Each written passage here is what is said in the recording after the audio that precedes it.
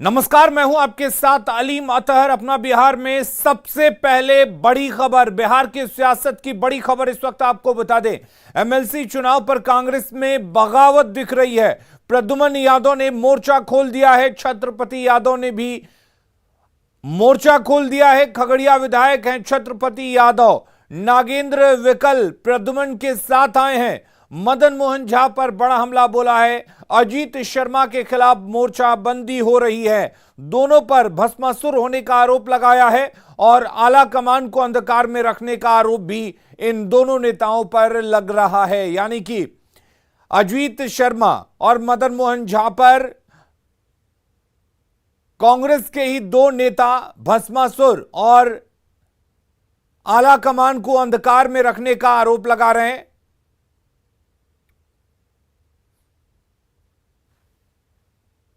बिहार विधान परिषद चुनाव को लेकर कांग्रेस के भीतर ही उठापटक जारी है।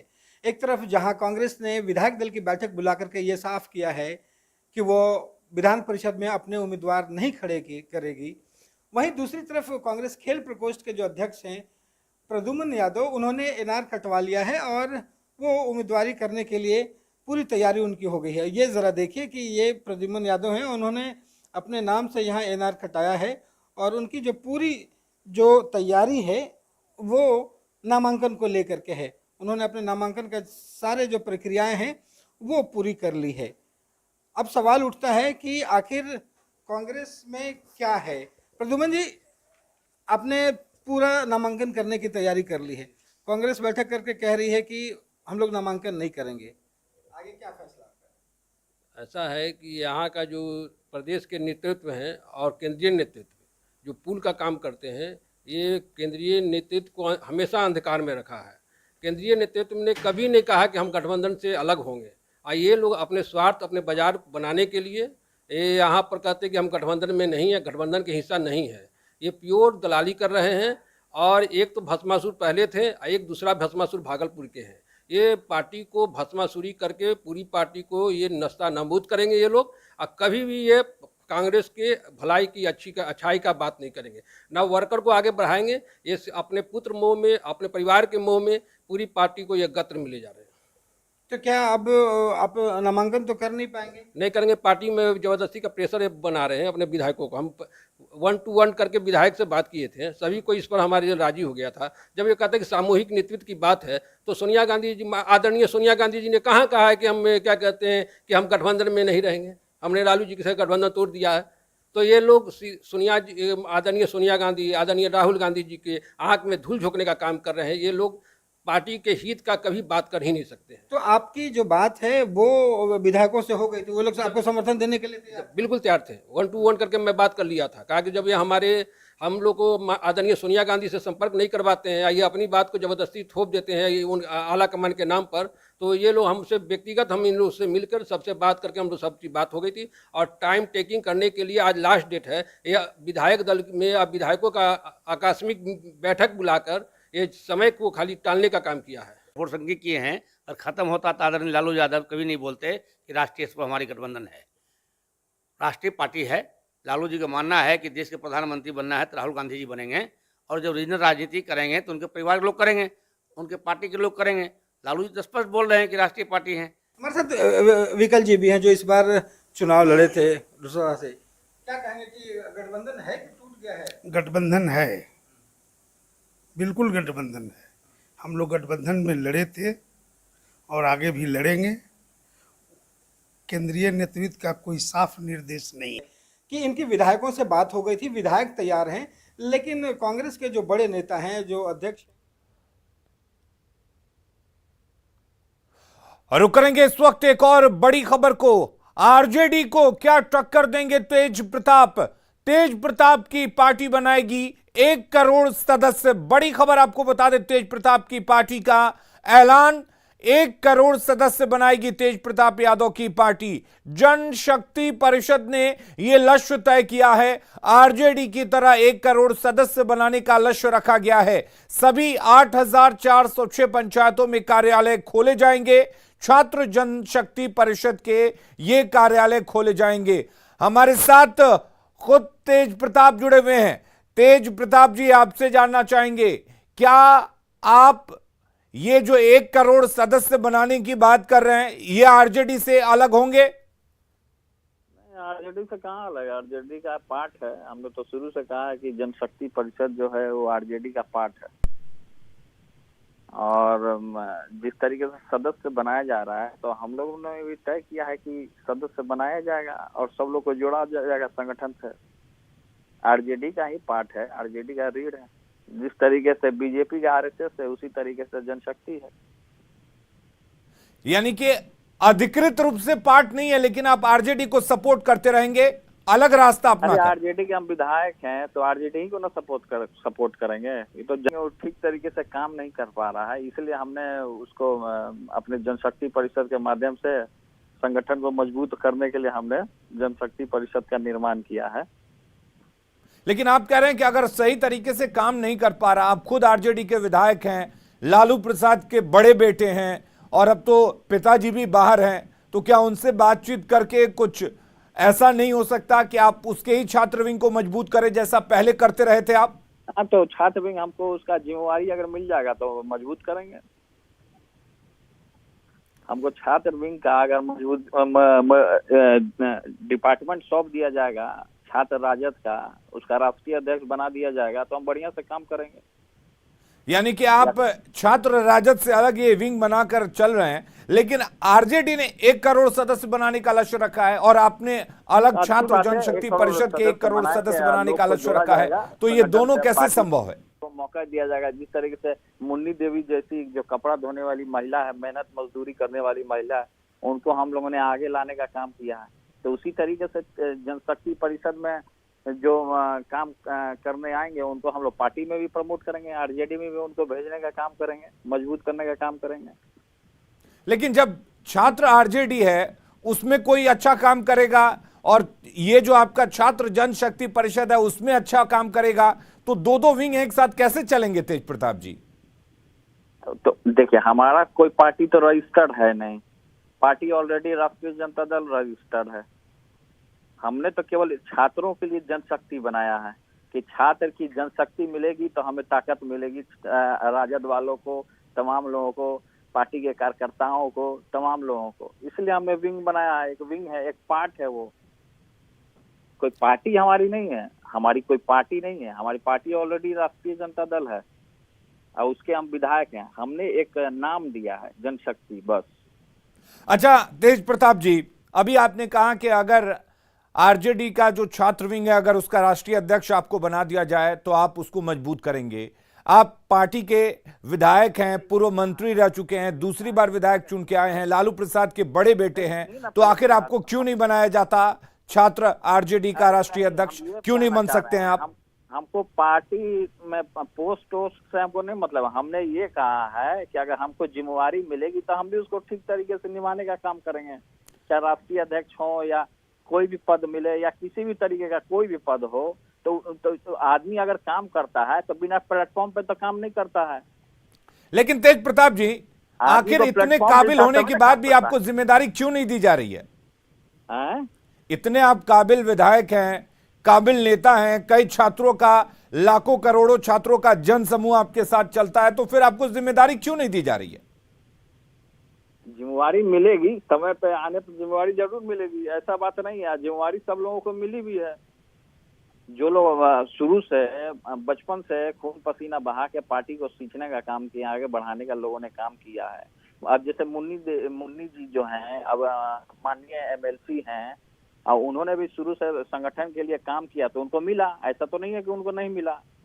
तो इसलिए हमको भी उम्मीद है कि हमको भी मिलेगा।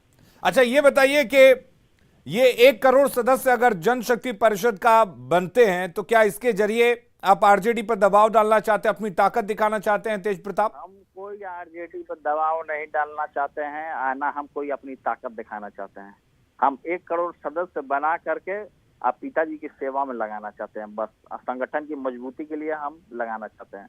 हमको कोई थोड़े अपना कैंडिडेट खड़ा करना है जनशक्ति परिषद के माध्यम से, या हमको चुनाव लड़ना है। चुनाव तो लड़ने के लिए आरजेडी प्लेटफॉर्म है ही, अब उससे बड़ा प्लेटफॉर्म और क्या हो सकता है बिहार में। अच्छा तेज प्रताप जी, आखिरी सवाल, आरजेडी ने भी 1 करोड़ सदस्य बनाने का लक्ष्य रखा है, आपने भी 1 करोड़ सदस्य बनाने का लक्ष्य रखा है। तो आप जो मेहनत करेंगे वो किसके लिए करेंगे? आरजेडी के लिए करेंगे या छात्र जनशक्ति परिषद के लिए? हम जनशक्ति के लिए करेंगे। हम जो मेहनत जो कर रहे हैं, हम अपना जो स्टूडेंट का जो जनशक्ति है, छात्र नौजवानों को जो जिस तरीके से रोजगार के लिए लगातार अपना हड़ताल कर रहे हैं, अपनी लड़ाई को लड़ने का काम कर रहे हैं, उनका हक दिलाने के लिए हम लोगों ने इस विंग को खड़ा करने का काम किया है। चलिए, बहुत शुक्रिया तेज प्रताप जी हमारे साथ जुड़ने के लिए। तो छात्र जनशक्ति परिषद के 1 करोड़ सदस्य बनाएंगे तेज प्रताप यादव, उनकी प्राथमिकता यही होगी। अगली खबर का रुख करते हैं। एमएलसी चुनाव का रण जारी है। एनडीए प्रत्याशियों का नामांकन चल रहा है और चारों प्रत्याशियों ने नामांकन कर दिया है। अनिल शर्मा, हरी सहनी का नामांकन हो चुका है। रविंद्र सिंह और आफाक अहमद ने भी नामांकन कर दिया है। तो एनडीए की तरफ से जो 4 प्रत्याशी हैं उनका नामांकन किया जा चुका है। पार्टी के कार्यकर्ताओं को जब पार्टी नेतृत्व द्वारा किसी तरह का काम या जिम्मेदारी दिया जाता है तो बहुत फख्र और गर्व होता है और काम करने में खुशी होता है। और ये लगता है कि नेतृत्व ने हमको भरोसा रखा है और भरोसे के बल पर उनके काम दिया जाता है। आज फिर हम लोगों के नेतृत्व हम लोग लगातार काम करते रहे और इस तरह का जिम्मेदारी संसदीय प्लेटफॉर्म पर दिए हैं। हम उनके प्रति हम अगाध श्रद्धा करते हुए हम लोगों को और जोश से काम पार्टी का करेंगे, यही हमारी। इस बार के चुनाव में राज्यसभा का चुनाव हो या विधान परिषद का चुनाव हो, माननीय मुख्यमंत्री जी ने वैसे ही कार्यकर्ताओं को उम्मीदवार बनाया है जो पार्टी के प्रति समर्पित, निष्ठावान वर्षों से रहे हैं, लंबे समय से। और लंबे समय से उनका और कभी उन लोगों ने कोई मांग नहीं की पार्टी से। तो इस बार मुख्यमंत्री जी ने यह निर्णय लिया कि सभी वैसे पार्टी के समर्पित कार्यकर्ताओं को सम्मानित किया जाए। लेकिन महागठबंधन बिखर गया। भारतीय जनता पार्टी की ओर से श्री अनिल शर्मा जी और श्री हरी सहनी जी एवं जनता दल यूनाइटेड के हमारे 2 उम्मीदवार श्री आफाक जी और श्री रविंद्र जी ने आज नामांकन किया है। और एनडीए से हमारे 4 उम्मीदवार हैं और चारों बिहार विधान परिषद के हमारे घोषित उम्मीदवार हैं। भारतीय जनता पार्टी ने अपने तरफ से अनिल शर्मा जी को और हरी सहनी जी को उम्मीदवार बनाया है। दोनों काफी पुराने भारतीय जनता पार्टी के कार्यकर्ता हैं। अनिल जी युवा मोर्चा के अध्यक्ष से लेकर प्रदेश के उपाध्यक्ष रह चुके हैं। हरी सहनी जी भी 2 बार जिला के अध्यक्ष रह चुके हैं और दरभंगा के जिला परिषद के अध्यक्ष रह चुके हैं। भाजपा हमेशा से अपने कार्यकर्ताओं के सम्मान में रहती है और उसी के तहत इन दोनों को निर्णय किया गया कि हम विधान परिषद में भेजेंगे। भारतीय जनता पार्टी के एक छोटे से कार्यकर्ता को जो भेजा है भारतीय जनता पार्टी के केंद्रीय नेतृत्व, प्रदेश नेतृत्व ने, सबको बहुत बहुत धन्यवाद। पार्टी में रहकर काम करते आ रहा हूँ और एक बात हमेशा लगता है कि हमारी पार्टी कहती है कि सबका साथ, सबका विकास, सबका विश्वास, सबका सहयोग। ये सिर्फ बोलने के लिए नहीं है, जमीन पर भी दिखता है। जनता के बीच और कार्यकर्ता के बीच भी ये देखा जा रहा है।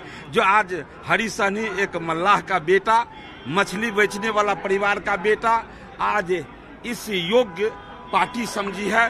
निश्चित रूप से मैं पार्टी द्वारा जो विश्वास किया गया है उस पर मैं खरा उतरने का काम करूंगा। और इस वक्त एक बड़ी खबर पटना से है। यहां समस्तीपुर में शव के लिए चंदा मांगने के मामले की स्वास्थ्य मंत्री मंगल पांडे ने जांच के आदेश दिए हैं। स्वास्थ्य मंत्री ने सिविल सर्जन समस्तीपुर से पूरे मामले में जांच कर रिपोर्ट मांगी है। और आपको बता दें कि समस्तीपुर सदर अस्पताल में पोस्टमार्टम कर्मियों पर शव देने के बदले 50,000 रुपए मांगने का आरोप लगा है, जिसके लिए पीड़ित परिजनों ने लोगों से चंदा मांगा। पूरा मामला मेरे संज्ञान में आया है और मैंने सिविल सर्जन समस्तीपुर को बात किया है। पूरे घटनाक्रम की सूक्ष्मता से जांच करने का मैंने निर्देश दिया है और जांच के बाद जो परिणाम आता है उसके आधार पर कार्रवाई करने को कहा है। कितने दिनों के लिए जांच करती है? ये तो घटनाक्रम 1-2 दिन में, ये तो कोई बहुत बड़ा विषय नहीं है। 1-2 दिनों में सारे तथ्य सामने आ जाएंगे। प्राइमा फेसी क्या लगा? ये तो अभी सिविल सर्जन सारा चीज बात करके मुझे बताएंगे। मैंने उनको बहुत स्पष्ट रूप से कहा है कि सारे मामले की बहुत सूक्ष्मता से जाइए। और इस मामले की जांच के लिए डीडीसी सदर अस्पताल पहुंचे। उन्होंने पोस्टमार्टम करने वाले कर्मचारियों से पूछताछ की। कर्मचारियों ने अपने ऊपर लगे आरोपों से साफ इनकार किया है। कर्मचारी का कहना है कि उसने ये कहा था कि 50,000 रुपए देने पर भी शव नहीं दिया जाएगा। वहीं डीडीसी ने कहा कि मामले की जांच चल रही है और दोषी लोगों के खिलाफ कार्रवाई की जाएगी। से हम कहले तो जा आम मुसरी घराड़ी थाना हमरा लाहास दे गेलखिन। हम लाहास रखले छी, अहाँ देख लेलिए तो जइयो अहाँ मुसरी घराड़ी थाना। वहाँ से चौकीदार चाहे सिपाही अतै, कागज पत्तर बनतै, तकर बाद अहाँके लाहास देब। ओ कर्मी कहलखिन जे ना हमरा लाहास दे दियौ। हम कहलिए हम अहाँ से लाहास ले लिअ ना, अहाँ हमरा लाहास देलिए। लाहास देलकै मुसरी घाड़ी थाना, मुसरी घाड़ी थाना के लाहास देबै। अहाँ पैसा कौड़ी के बात ना है। अगर अहाँ जबरदस्ती कर लेब जे देवे ला लाहास तो अहाँ 50,000 रुपया देवे तो हम अहाँ के लाहास नहीं दें। हम तुरंत जांच करने आए हैं, लेकिन आप लोगों के और यहाँ जो उपस्थित थे माननीय विधायक जी और लोगों के बात से लगा कि इस बात में कुछ सच्चाई है। इसकी गहन जांच करेंगे और इसमें अगर थोड़ी भी सच्चाई होगी तो निश्चित रूप से संबंधित कर्मी के विरुद्ध सख्त कार्रवाई की जाएगी। और वैकल्पिक व्यवस्था के तहत हम लोग पोस्टमार्टम जो चल रहा था उसको चालू रखेंगे। वैशाली में दिन दहाड़े ज्वेलरी शॉप से करोड़ों के जेवर लूटकांड का पुलिस ने खुलासा कर दिया है। समस्तीपुर के गिरोह ने लूटकांड के वारदात को अंजाम दिया था। कटप्पा ने अपने साथियों के साथ मिलकर लूट की वारदात को अंजाम दिया था। पुलिस ने 3 अपराधियों समेत 5 दुकानदार को भी गिरफ्तार किया है। 2 जून को हाजीपुर के महुआ के श्री कृष्ण ज्वेलर्स में ये लूटपाट हुई थी। पुलिस ने लूट के आभूषण और नकद के साथ 8 लोगों को गिरफ्तार कर लिया है। पुलिस 259 ग्राम सोना, 12 किलो चांदी, 3 देसी कट्टा, 6 कारतूस, 1 स्कॉर्पियो और 1 बाइक के अलावा दुकान से लूटा गया सीसीटीवी का डीवीआर और 81,000 रुपये भी बरामद कर लिया है। गिरफ्तार सभी लोग समस्तीपुर जिले के ही रहने वाले हैं और समस्तीपुर जिले का कुख्यात अपराधी चंदन उर्फ कटप्पा के गैंग ने ही लूट की पूरी साजिश रची थी। कुल 8 लोगों को गिरफ्तार किया गया है, जिनके पास से हमें 259 ग्राम सोना, 12.5 किलो से अधिक चांदी एवं 81,000 रुपीज़ कैश, क्रिमिनल्स के पास से हथियार एवं घटना में प्रयुक्त हुई एक स्कॉर्पियो 4 चक्का गाड़ी और एक बाइक बरामद कर ली गई है। और गया से एक तस्वीर सामने आई है जिसमें एक ट्रक से बिस्कुट की लूट मची है। दरअसल सड़क हादसे में एक महिला की मौत के बाद लोग आक्रोशित हैं। ट्रक ने बाइक से जा रही महिला को रौंद दिया, जिसके बाद गुस्साए लोगों ने ट्रक पर लदे बिस्कुट के कार्टन लूट लिए। कुछ लोग ट्रक पर चढ़ गए और बिस्कुट ऊपर से फेंकने लगे। घटना की जानकारी पर पुलिस मौके पर पहुंची और गुस्साए लोगों को शांत कराया।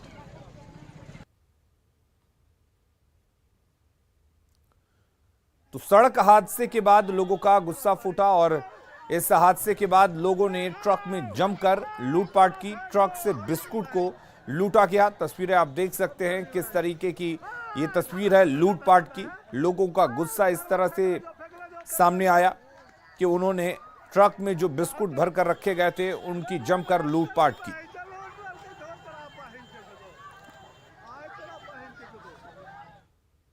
और लखीसराय में अभी 24 घंटे भी नहीं बीते थे कि बाइक से शव ले जाने की दूसरी तस्वीर सामने आ गई। आज एक बार फिर बच्चे की मौत के बाद सदर अस्पताल प्रबंधन की तरफ से एम्बुलेंस मुहैया नहीं कराया गया, जिसकी वजह से परिजन शव को बाइक से ही अपने घर ले गए। फिलहाल सिविल सर्जन ने मामले पर संज्ञान लिया और दोषियों पर कार्रवाई की बात कही है।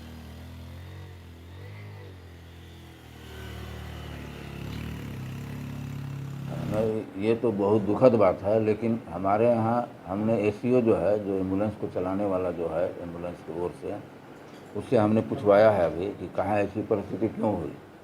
तो उसने कहा कि कोई लाश जो है वो नवादा में डेड बॉडी को ले गया है शव वाहन।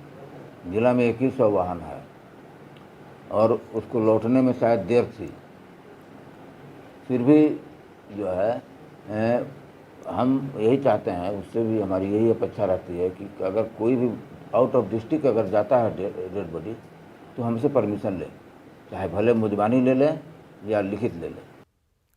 मुजफ्फरपुर में नगर निगम के खिलाफ दुकानदारों ने मोर्चा खोल दिया है। ट्रेड लाइसेंस और स्मार्ट सिटी परियोजना के काम में हो रही देरी को लेकर आज मुजफ्फरपुर बाजार बंद है।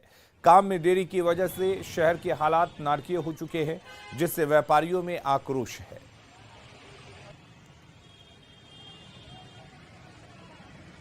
कि किसी भी स्मार्ट सिटी में नहीं होगी। प्लस शहर को बेहतर बनाने के नाम पर जो आप हमारे दुकानदारों को या लोगों को जो आप ओवरबर्डन कर रहे हैं टैक्स थोप के, बिना किसी सिर पाँव के, बिना किसी सही अजम्पशन के, तो इसका विरोध तो हर कोई कर रहा है और हम लोग इसके पूर्ण समर्थन में हैं और हम चाहते हैं कि बिना अविलंब इसका एक समाधान निकाला जाए ताकि लोगों में एक कॉन्फिडेंस पैदा हो। क्योंकि अभी जो स्थिति है, आप मानो या ना मानो, लेकिन लोगों के अंदर एक बहुत ज़्यादा एक आक्रोश है, एक विश्वास खत्म हो रहा है नगर निगम के प्रति। और एक तो लॉकडाउन में सही हम लोग बर्बाद हो चुके हुए हैं, डूब गए हुए, रोड पे आने का नौबत हो गया हुआ है। उसके बावजूद ही नगर निगम जबरदस्ती सबको मैसेज करके नोटिस भेजकर कहते हैं कि आपको इतना पेमेंट करना पड़ेगा, ट्रेड लाइसेंस का इतना देना होगा, वो देना होगा, फल्ला देना होगा।